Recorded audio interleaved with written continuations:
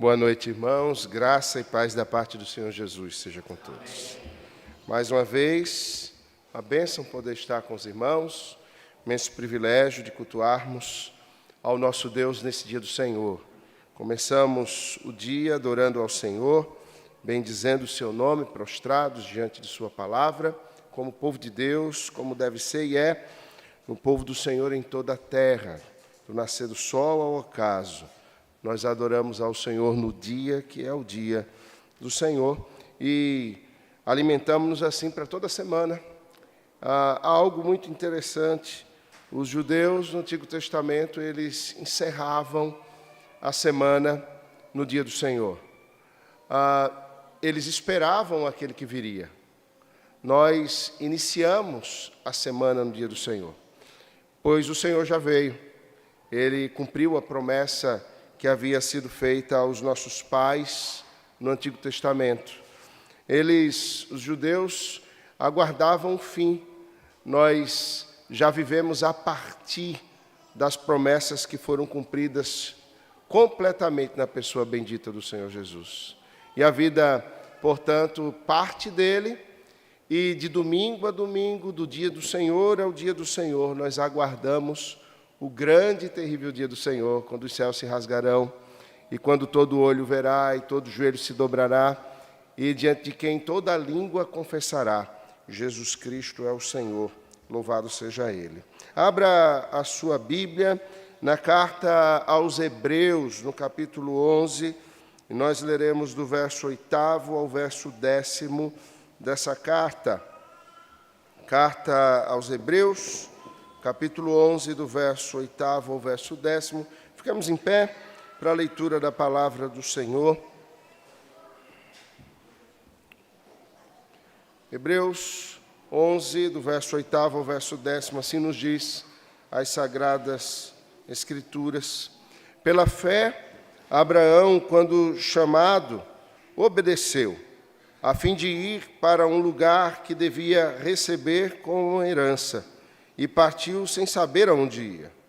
Pela fé, peregrinou na terra da promessa, como em terra alheia, habitando em tendas com Isaque e Jacó, herdeiros com ele da mesma promessa, porque aguardava a cidade que tem fundamentos, da qual Deus é o arquiteto e edificador.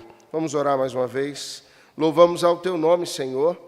Nós te bendizemos por tua santa e maravilhosa palavra, que ilumina o nosso caminhar e a nossa mente. Te louvamos por tua palavra que nos revela Jesus.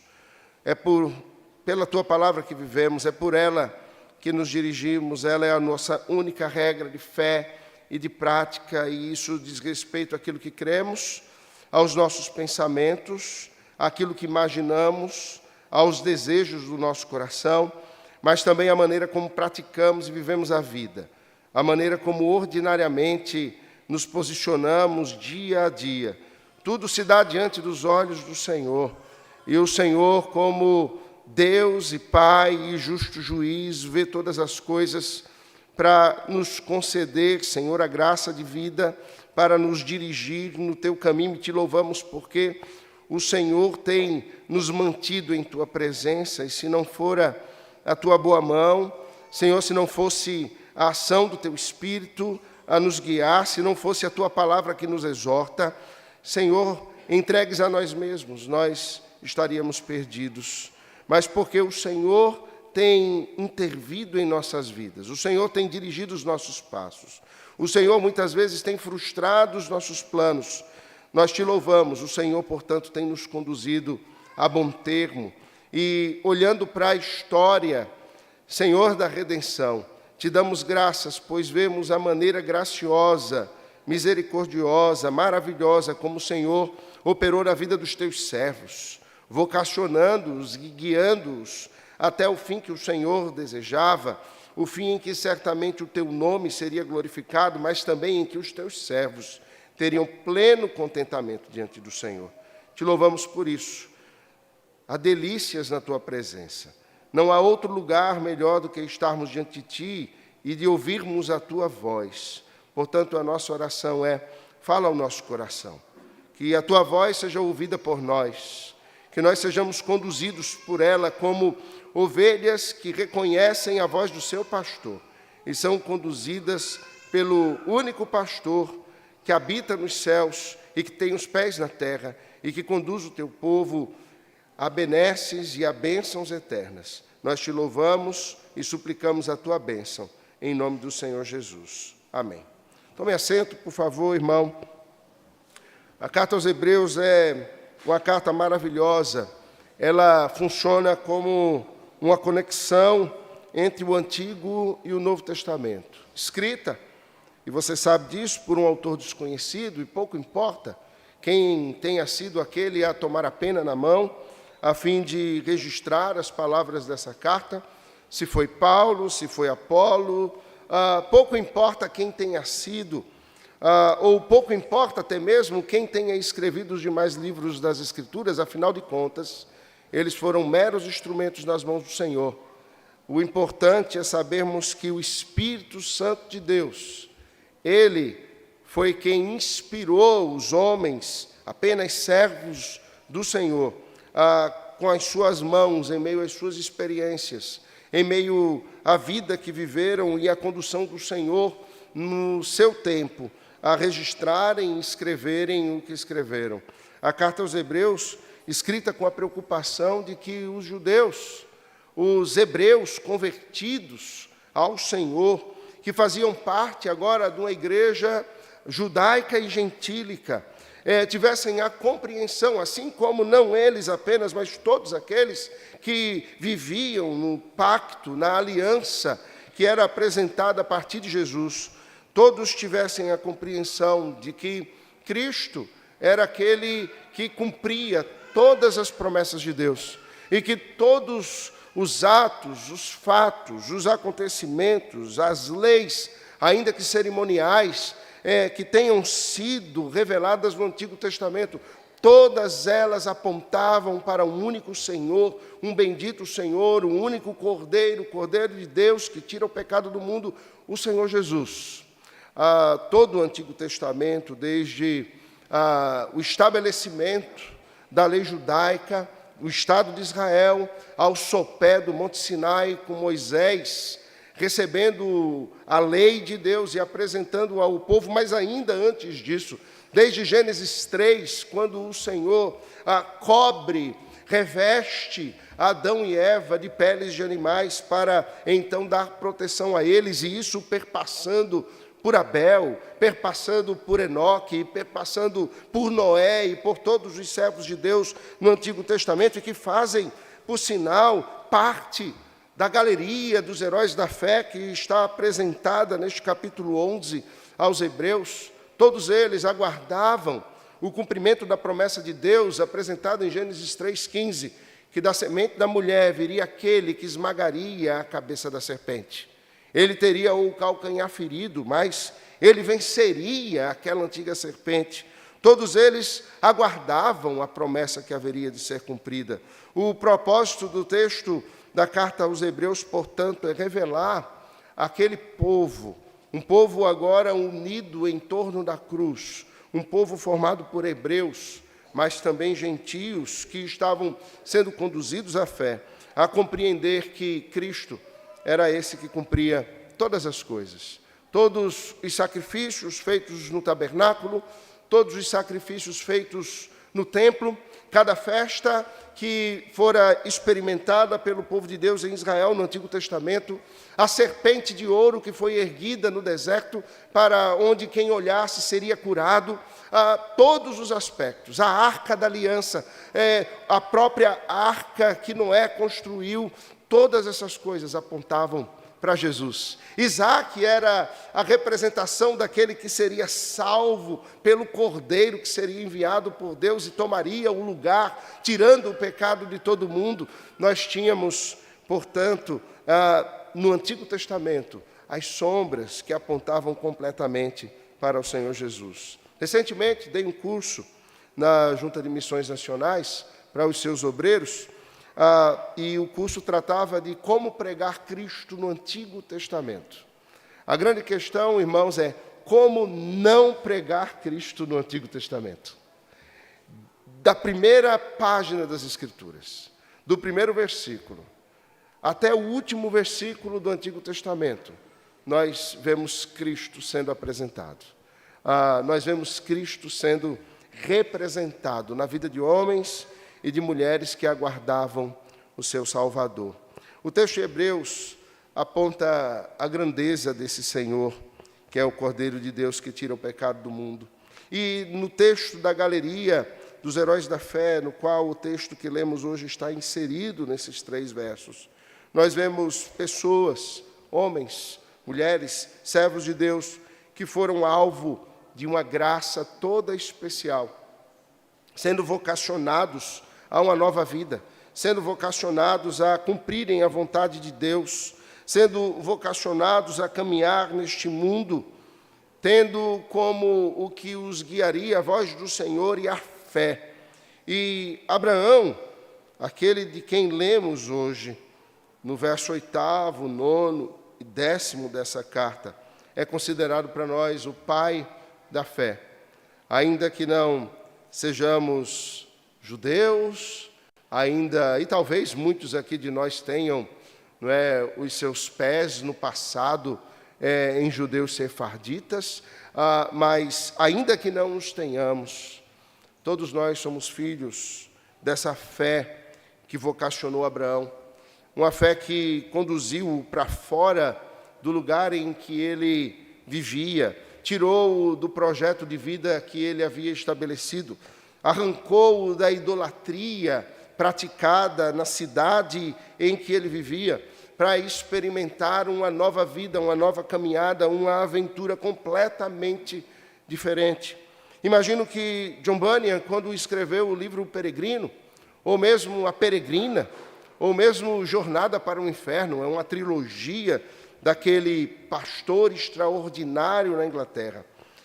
Provavelmente ele tinha em mente essa vocação de Deus ao seu povo, para caminharem no mundo, em meio aos desafios, em meio às lutas, em meio às dificuldades, com as tentações se apresentando como talvez até mesmo desvios que os conduzissem ao prazer, ao fim que eles desejavam. Nós vemos, portanto, em Cristão, aquele personagem apresentado por John Bunyan como uma parábola daquilo que nós somos e da nossa própria caminhada, talvez uma conexão e uma realidade tão próxima desse pai da fé chamado Abraão.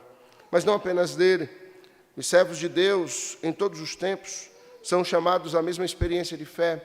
O povo de Deus foi chamado no Antigo Testamento a essa experiência de fé. Ora, quando retirados do Egito, eles não adentram imediatamente na terra prometida. Uma caminhada que seria de no máximo 3 ou 4 semanas, dura 40 anos. E eles são conduzidos por aquele deserto de serpentes abrasadoras, escorpiões, e têm a experiência de serem protegidos pela boa mão de Deus. Eles têm a experiência de ver o Senhor fazer brotar água da rocha. Eles têm a experiência de ver o Senhor fazer cordonizes virem ao encontro deles. Eles têm a experiência de terem um fogo que aquece à noite e uma sombra que os guia durante o dia. Eles têm a experiência de ver até mesmo o sol parar ou a terra parar de girar, de maneira que o Senhor os conduzia à vitória conforme Ele desejava, mesmo que as leis do universo fossem rompidas para isso. Eles foram conduzidos a uma experiência de fé e eles precisavam disso. Os discípulos também foram conduzidos dessa maneira. Cada qual foi retirado da sua vida. Imagine Pedro, às margens do mar da Galileia, um lugar belíssimo, pescando, e ele tinha naquele dia, o dia mais proveitoso, digamos, o dia talvez de maior faturamento da Pedro Irmãos e Companhia Limitada, que estava como a empresa de pesca daqueles tempos. Ele havia experimentado a maior pesca da sua vida. E após experimentar a maior pesca, porque obedecer ao Senhor que mandara ele jogar a rede em determinado lado, ele ouve o chamado do Senhor que lhe disse para ele deixar os peixes e deixar aquela rede, porque o Senhor o tornaria pescador de homens. E ele se lança a essa caminhada. Outros, no entanto, foram impactados pela palavra do Senhor. A livre oferta do Evangelho fora feita, mas como o homem rico, o jovem rico, muitos acabam apenas ouvindo, mas não se comprometem ao ponto de sua vida estar completamente comunicada com o Evangelho a fim de seguirem a Jesus. O que esse texto que lemos hoje à noite nos traz, irmãos, é a compreensão que o chamado do Senhor exige respostas da parte daqueles que ouvem a sua voz. E não há alternativas para nós, ou nós obedeceremos, ou nós desobedeceremos. Nós temos um Deus zeloso do seu nome, um Deus zeloso da sua glória e um Deus zeloso pelo seu povo. O Senhor estabelece a maneira, as regras, a lei, como nós haveremos de nos conduzir na vida e para o nosso próprio bem, para que sejamos, portanto, protegidos e experimentemos a sua boa mão. Não há melhor vida do que esta. Não há maior contentamento do que ser conduzido pelo Senhor da vida e experimentar a sua boa mão, ainda que em meio da vida, no deserto. Nós somos levados a compreender que a vida ela não pode ser meramente materialista, que a vida não pode ser dirigida por projetos que nos conduzam à riqueza e glória aqui e agora. Nós precisamos compreender que aqui não é o nosso lar, aqui não é a nossa casa. E a cada domingo, irmãos, esse é o grande motivo do dia do Senhor, pela misericórdia do Senhor. Nós somos conduzidos a nos lembrar no dia do Senhor, ao pararmos os nossos afazeres e compromissos diários, a pararmos aquilo que fazemos ordinariamente por 6 dias, num dia na semana, pararmos exclusivamente para adorarmos ao Senhor, conversarmos sobre a sua glória e o seu poder e experimentarmos a comunhão que só os santos podem experimentar.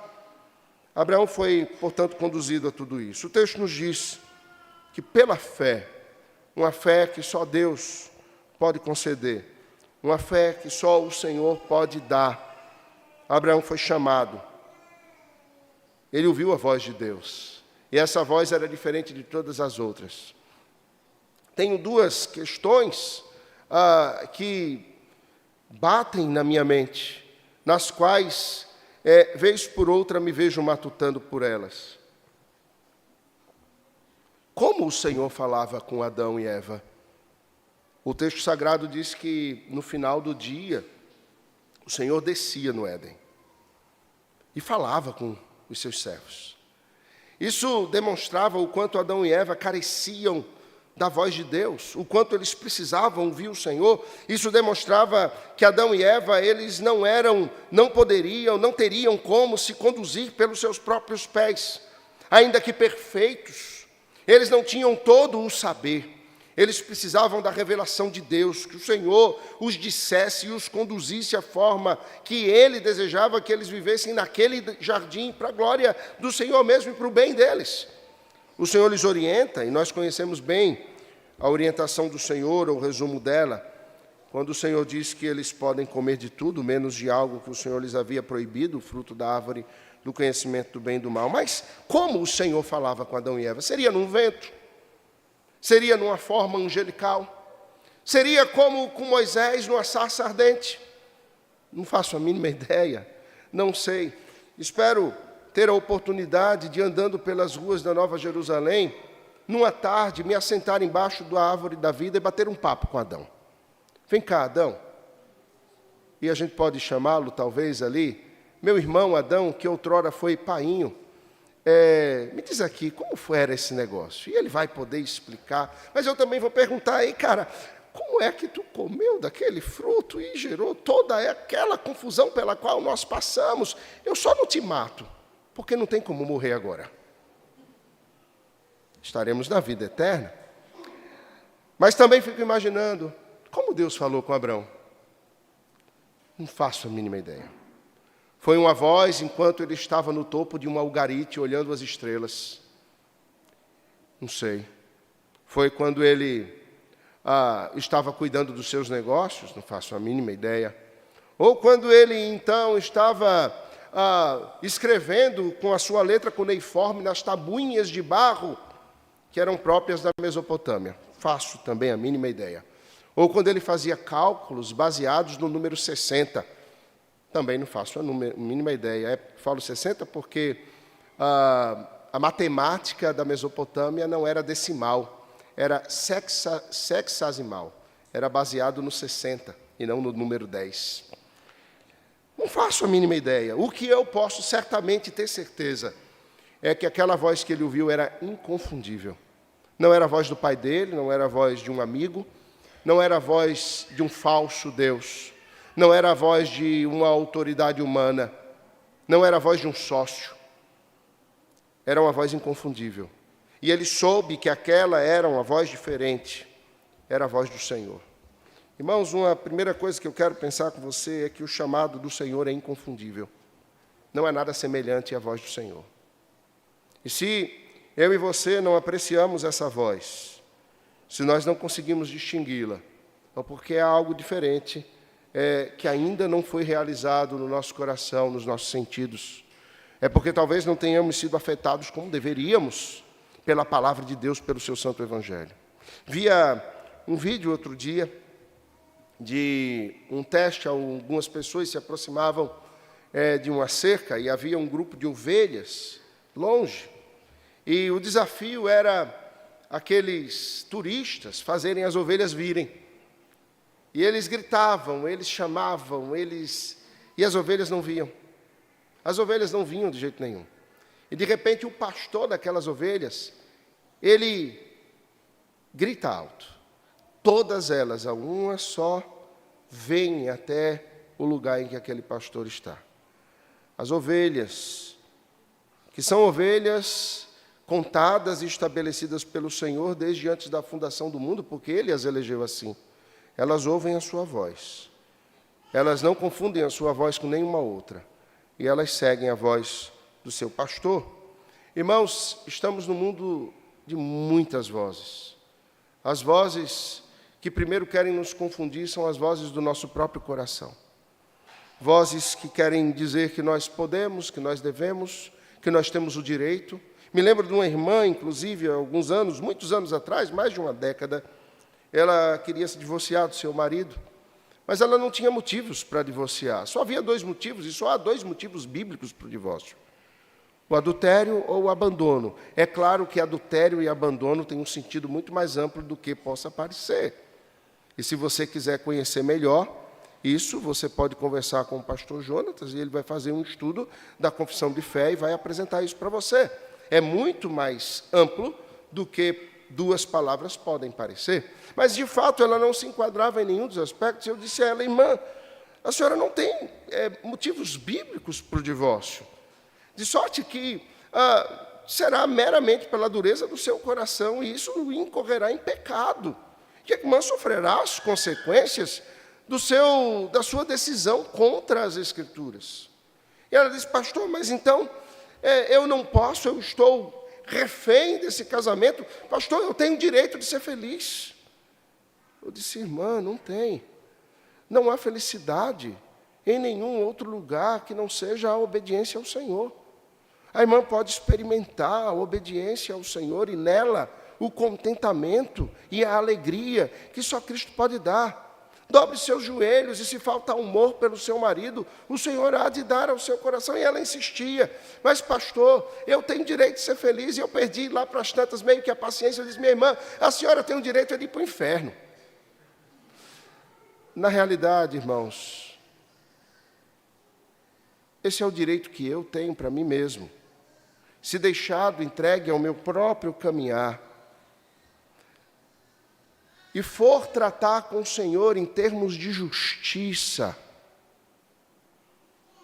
estaríamos perdidos, porque não haveria como nós nos justificarmos diante de Deus. Ah, Senhor, eu pequei, mas o Senhor sabe, né? Naquele dia eu estava tão cansado. Ah, Senhor, eu pequei, mas o Senhor sabe. Havia um contexto ao meu redor e eu estava tão frustrado. Ah, Senhor, eu pequei, mas Tu sabes, eu estava com fome. É interessante que Adão tentou usar a sua desculpa e não deu certo. Senhor, foi a mulher que Tu me deste. Uma desculpa. Não há justificativas para o pecado diante de Deus. Irmão, ou nós somos justificados em Cristo. E aqueles que são justificados em Cristo, eles vivem a vida de Cristo. E seguem como ovelhas pela voz do seu pastor. Ou nós estamos perdidos. Perceba, eu dizia que a voz do Senhor, o chamado de Deus, exige respostas.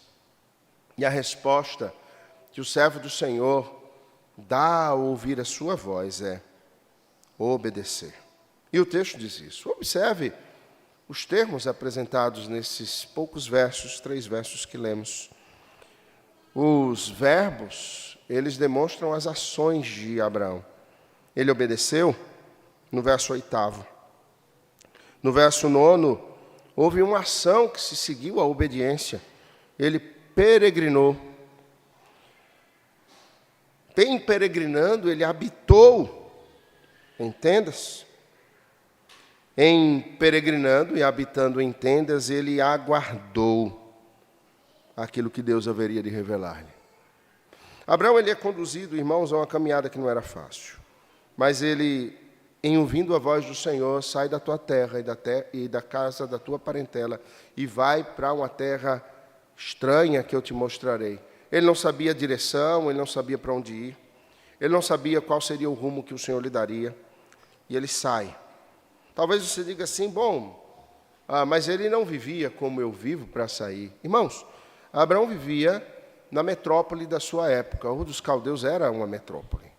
Era uma cidade avançadíssima para o seu período. Alguns arqueólogos dizem que em Ur dos Caldeus já havia água aquecida. Acredita num negócio desse? Nós estamos tratando aí do início do terceiro milênio antes de Cristo. E o texto fala que Deus o chama e ele sai. Em Ur dos Caldeus já havia bancos, havia uma vida um tanto quanto agradável, e avalie, Abraão era um homem riquíssimo. Quando ele sai de Ur dos Caldeus, ele já era um homem rico. Ele vivia no conforto de sua riqueza.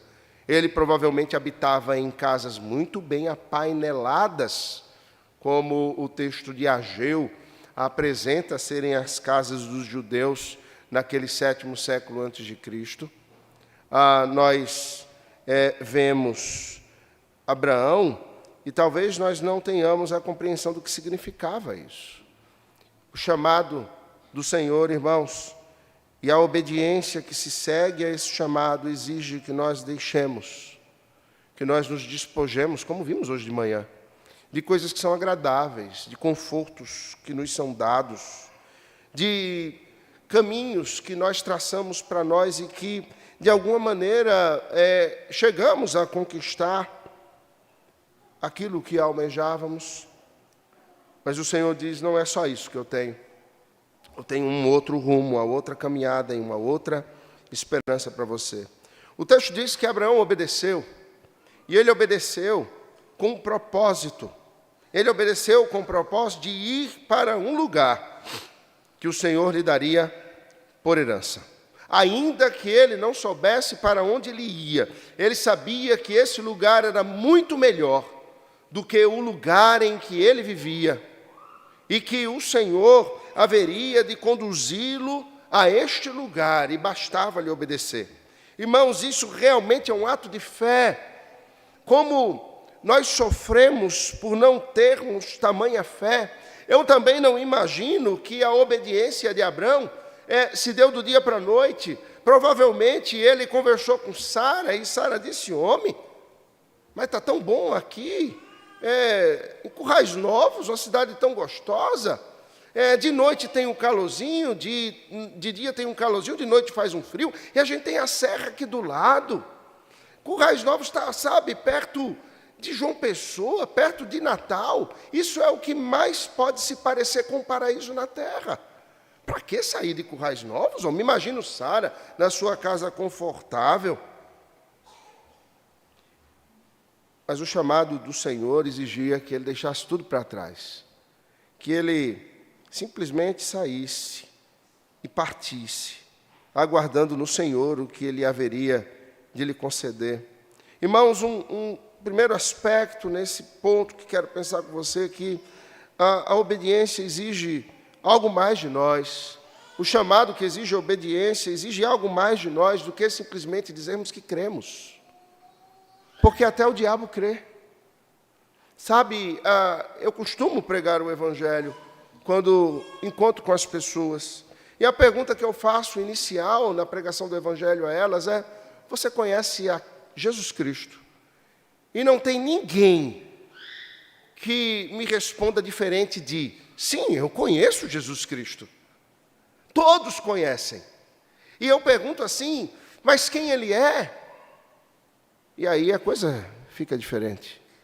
Eles não sabem responder. Alguns dizem assim, aquela resposta bem genérica, né?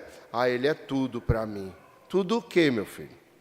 O que significa, o que implica Cristo ser tudo? Ninguém dá aquela resposta. Ele é o meu Senhor e Salvador, por quem eu vivo, o propósito da minha vida, quem almejo encontrar. Ninguém responde assim. Mas é possível, irmãos, que dentre nós, os crentes, a resposta também não seja nesse nível. É possível que estejamos assentados nas igrejas, mas o nosso nível de obediência com o Senhor, de fato, não nos conduza a uma caminhada tão próxima do Senhor, uma caminhada que nos leve a nos despojarmos completamente do pecado que nos assedia e que nos impede de corrermos a carreira que nos está proposta. Nós costumamos pensar que aqui é o nosso lugar. E perceba, as nossas orações, na maioria das vezes, elas estão voltadas para situações aqui e agora, nesse deserto. Nós oramos reclamando porque o maná não é suficiente. Nós oramos reclamando, dizendo que temos saudade de comer carnes. Nós oramos reclamando, dizendo que estamos com saudades das cebolas e dos alhos do Egito. Nós oramos dizendo que não cremos, que não vemos à nossa frente o horizonte que deveria nos dar esperança.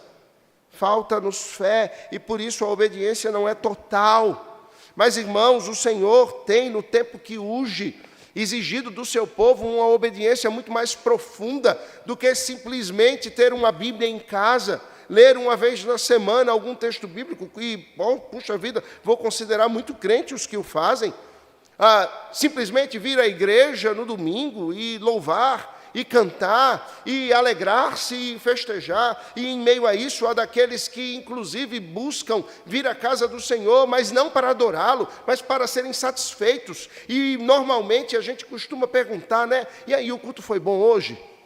Já fez essa pergunta? O culto foi bom? E a resposta deveria ser: bom para quem?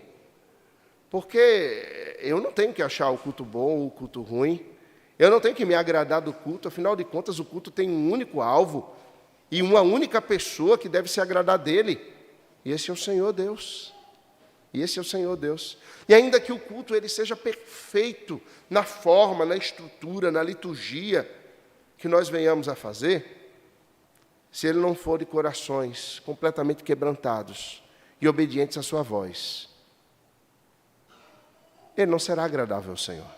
Se ele não for por causa de Cristo, ele não será agradável ao Senhor. Percebe? A obediência nos deve conduzir, irmãos, a sondarmos o nosso próprio coração. E talvez a gente possa dizer assim: mas Senhor, eu obedeço, eu estou aqui. Ok, mas quando você sair daqui, quem você é? Quando você se conduz amanhã, na segunda-feira, quem você é? Como é a sua obediência ou desobediência? Como você se conduz nas suas conversas? O Senhor, que ouve tudo, se agrada delas ou não? Na maneira como os seus passos são dados, o Senhor que vê todas as coisas, olha para você e diz: está ali um servo bom e fiel e que se desvia do mal, como ele disse de Jó. Irmãos, que desafio é esse? Para mim, em primeiro lugar.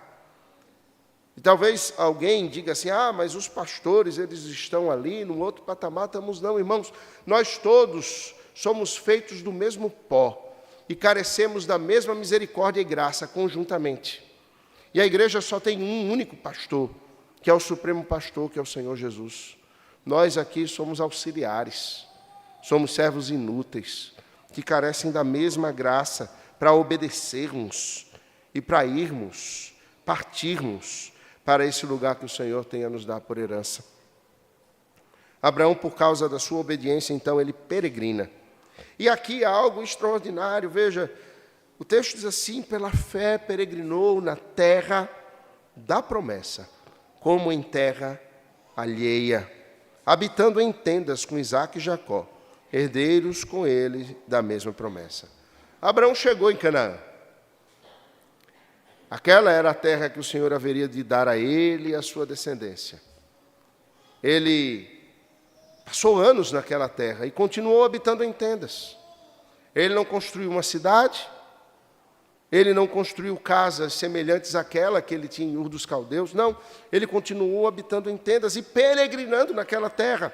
Ele ensinou Jacó a peregrinar naquela terra, ou Isaque peregrinar naquela terra. Isaque ensinou os seus filhos a peregrinarem naquela terra. Talvez em algum momento na infância ou adolescência, Abraão tenha pego, então Isaque tenha dito: meu filho, não construa nada, continue peregrinando.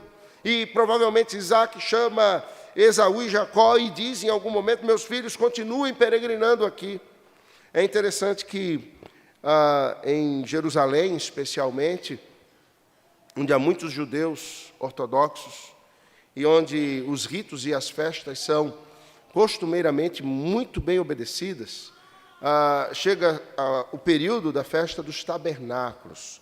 A festa dos tabernáculos, ela tem como propósito relembrar, e a instituição dessa festa tinha esse objetivo, relembrar o povo de Israel que eles eram um povo peregrino, que eles haviam sido tirados do Egito e haviam sido conduzidos pelo deserto por 40 anos, habitando em tendas.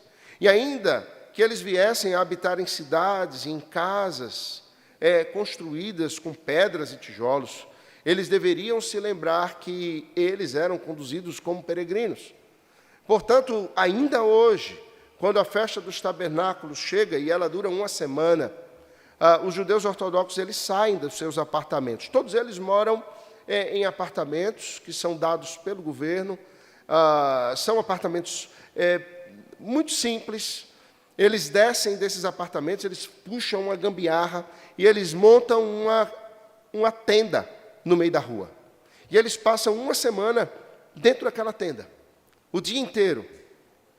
E é uma semana em que eles adoram, em que eles fazem orações, em que eles cantam, em que eles louvam, e eles passam uma semana inteira fazendo isso. Ainda que eles façam com os princípios errados, aguardando o Messias que já veio, eles estão fazendo algo que reflete uma obediência que deveria ser a obediência do povo de Deus. Precisamos nos lembrar, irmãos, aqui não é o nosso lar. O Senhor nos chamou para sermos peregrinos. O Senhor nos chamou e nós estamos habitando em meio à graça de Deus, a sua provisão, a sua bondade, a sua misericórdia. Em meio a isso, o Senhor nos dá aonde reclinarmos a cabeça.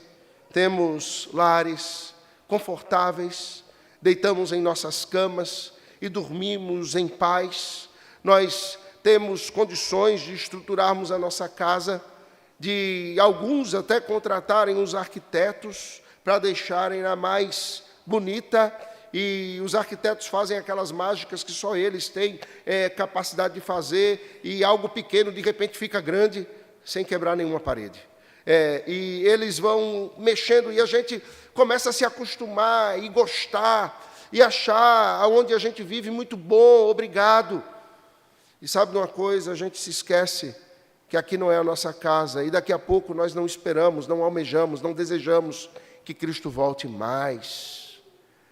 Eu cresci na igreja, eu sou a 5ª geração de presbiterianos, cresci na igreja, e me lembro que na década de 80, o que nós mais ouvíamos era que Cristo ia voltar. as músicas falavam da volta de Cristo. Nós entoávamos louvores dizendo que os céus iam se abrir. Eu me lembro de um disco de Luiz de Carvalho que tinha na minha casa. E dizia que o rei está voltando. Acho que alguns lembram desse cântico antigo. E eu ficava imaginando. Minha mãe conta que às vezes eu estava deitado no chão e eu olhava para a janela e via uma nuvem diferente. E ela disse que quando eu via a nuvem diferente, eu apontava: mamãe, Jesus está voltando. Era uma criança. O tempo passa e, de repente, eu não olho mais para as nuvens do mesmo jeito.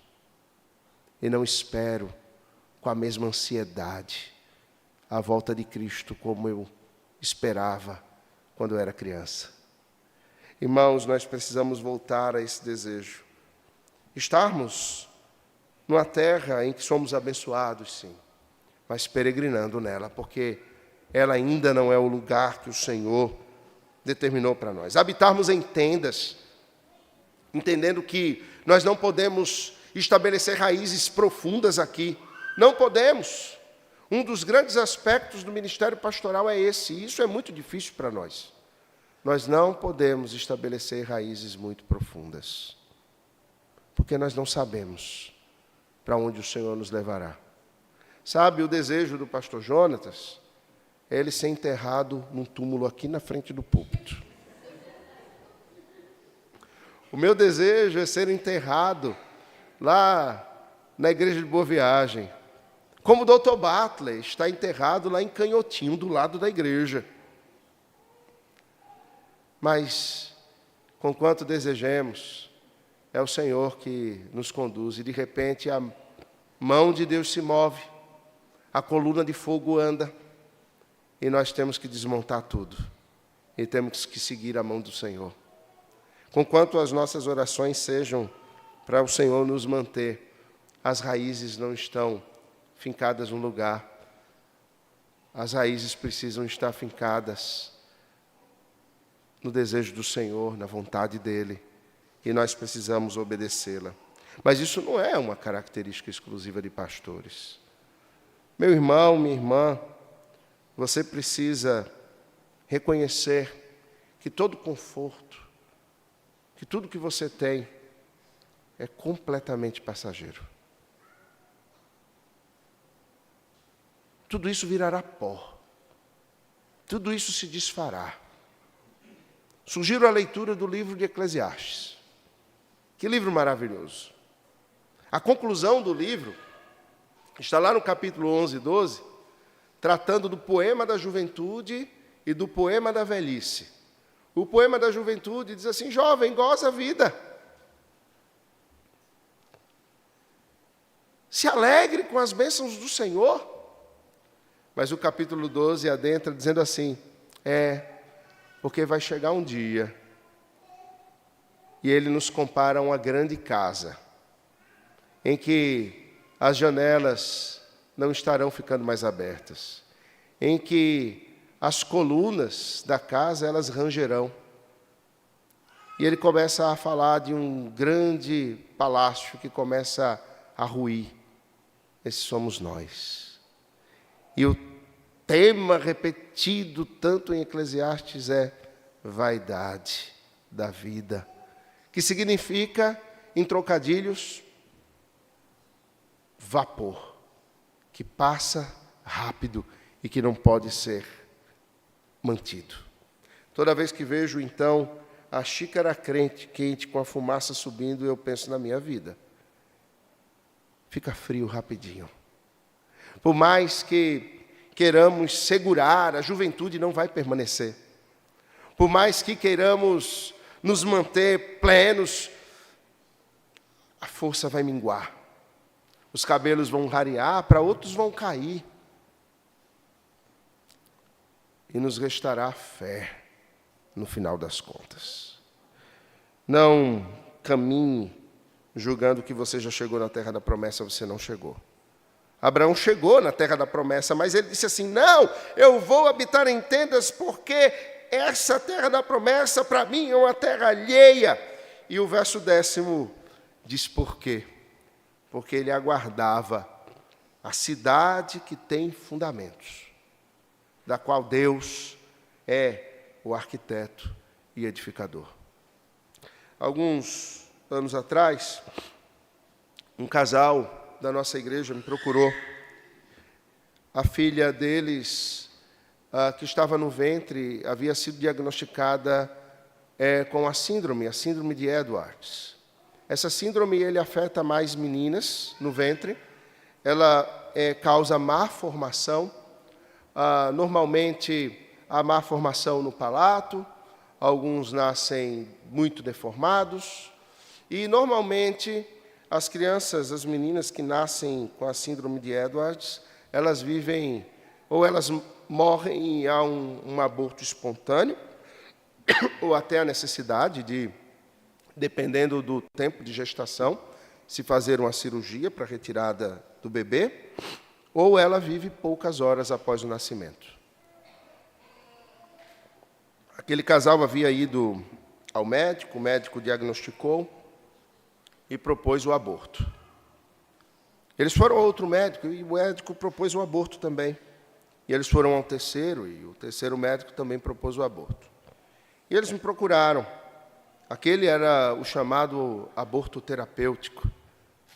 É o aborto que é promovido porque se é visualizado que a criança não prosperará com uma vida como julgamos que deveria ser. E naquela conversa eles disseram que não sabiam o que fazer e queriam ver a opinião do pastor. E eu disse, irmãos, o Senhor é o Senhor da vida e o Senhor da morte. Eu creio que a síndrome, ainda que seja resultado do mundo do pecado, do mundo quebrado, não haveria nenhuma síndrome se Adão e Eva, os nossos pais, tivessem caído. A filha de vocês seria perfeita. Mas ainda assim eu devo dizer que Deus não perdeu o controle de absolutamente nada.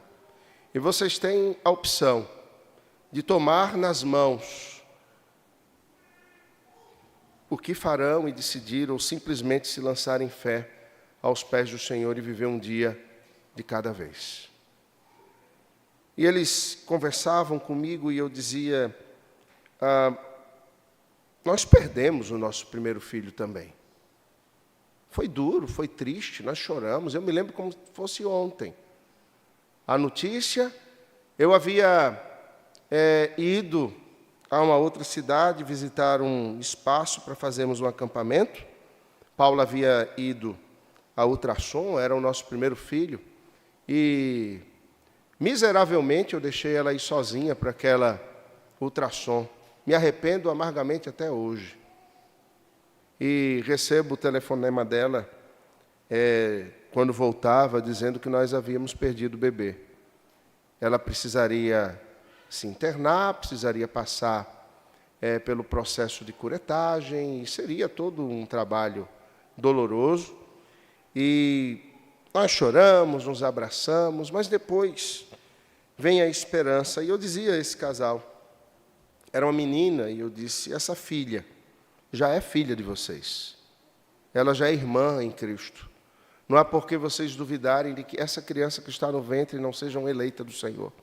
Que o Senhor está conduzindo e o Senhor pode operar vida, o Senhor pode operar um milagre e mantê-la viva e bem, como o Senhor pode não operar um milagre e não mantê-la viva. Louvado seja o nome do Senhor. O Senhor Deus deu, o Senhor Deus tomou, bendito seja o nome do Senhor.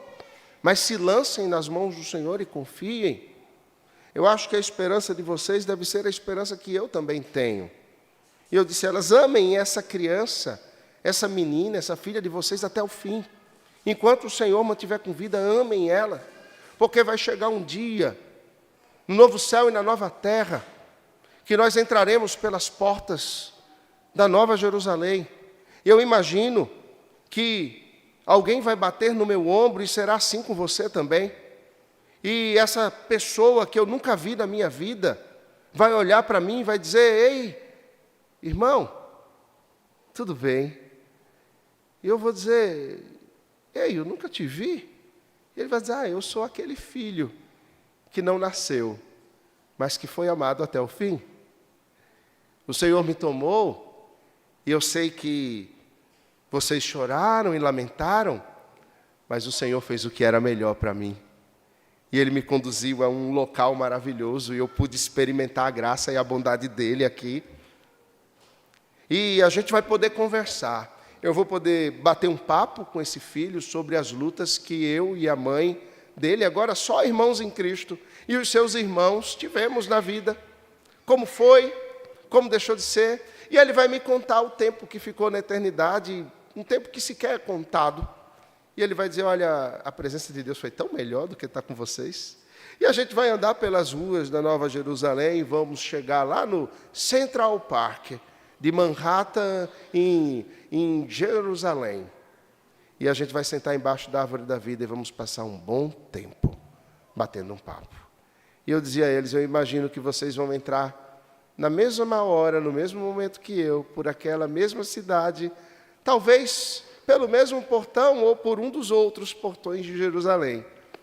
E vai ter uma menina, se o Senhor a tomar para si, que vai bater no ombro de vocês e vai dizer, ei, eu sei que vocês me amaram até o fim. Aquela mãe, ela ia toda semana para o hospital e tinha que tirar o líquido amniótico da barriga, porque a bebê não digeria aquele líquido. E foi um sofrimento pelos próximos meses.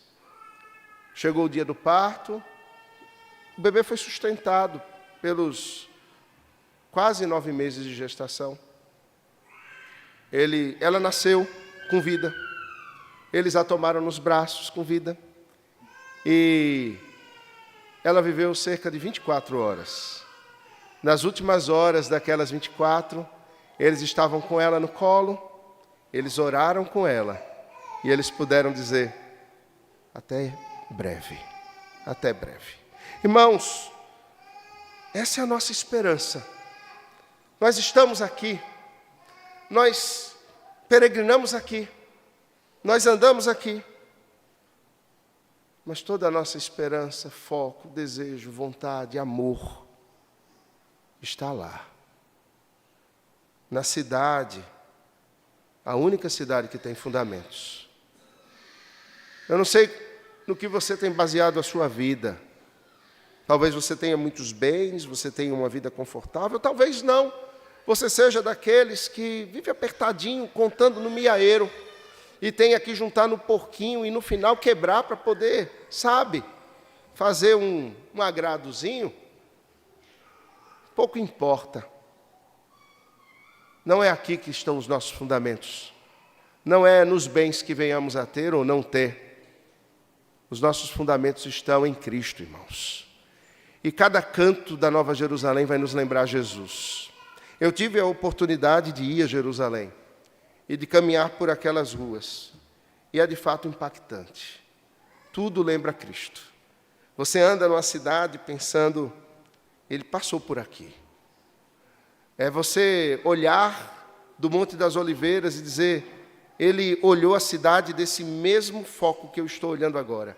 É você chegar lá no lugar de oração, no Monte das Oliveiras, e sentar-se embaixo de uma oliveira centenária e orar ao Senhor com o coração compungido. Mas sabe uma coisa?